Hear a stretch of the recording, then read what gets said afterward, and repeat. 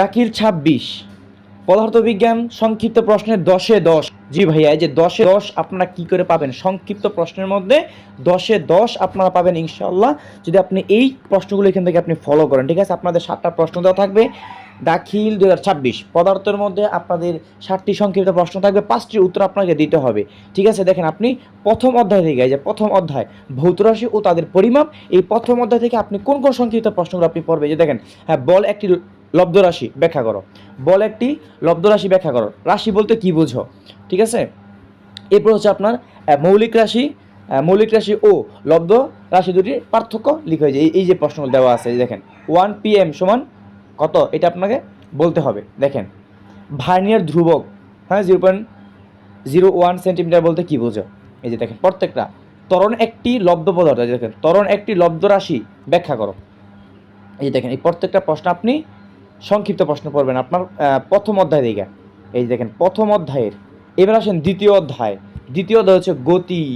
হ্যাঁ, গতি থেকে আপনি কী পড়বেন? এই যে দেখেন স্থির অবস্থান থেকে নিচে পড়ার সময় বস্তুর ওজন বাড়ে। হ্যাঁ, এগুলো।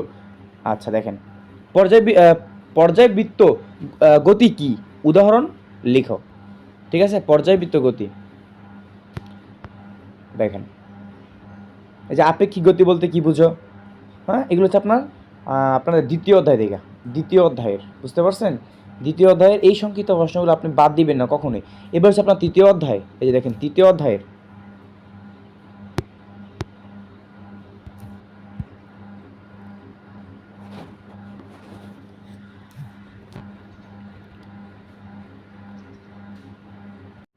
আচ্ছা, তো এবার দেখেন আপনি তৃতীয় অধ্যায় থেকে আপনি কোন সংক্ষিপ্ত প্রশ্নগুলো আপনি পড়বেন। এই যে দেখেন এখানে দেওয়া আছে, আপনি জাস্ট একটু ভালো করে দেখে নেন এগুলো। এই যে নিউটনের গতির দ্বিতীয় সূত্রটি বিবৃতি করো। হ্যাঁ, লিখে তারপর এটা একটু বিবৃতি বর্ণনা দিবেন কোনটা দ্বারা কী বোঝায়। ঠিক আছে, নিউটনের তৃতীয় সূত্রটি লেখো।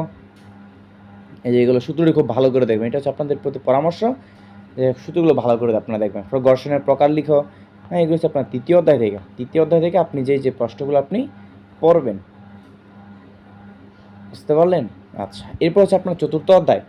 হ্যাঁ, কাজ, ক্ষমতা ও শক্তি। এইখান থেকে আপনি এই যে এই সংক্ষিপ্ত প্রশ্নগুলো আপনি পড়েন।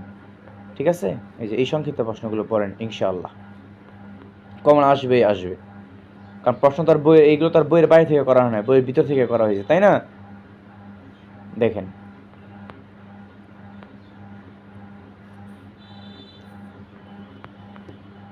এরপর হচ্ছে আপনার সপ্তম অধ্যায় তরঙ্গ ও শব্দ। এখান থেকে একটা প্রশ্ন আসেই, মাস্ট বি, এখান থেকে আপনার প্রশ্ন থাকবে।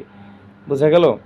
এখান থেকে আপনার প্রশ্ন থাকবে মানে থাকবে, কারণ এখান থেকে প্রশ্ন আপনার বাদ যায় না।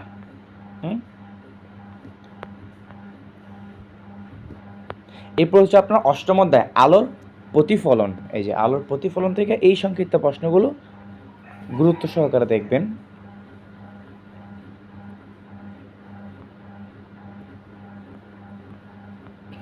এরপর হচ্ছে আপনার এই যে দশম অধ্যায় স্থির বিদ্যুৎ।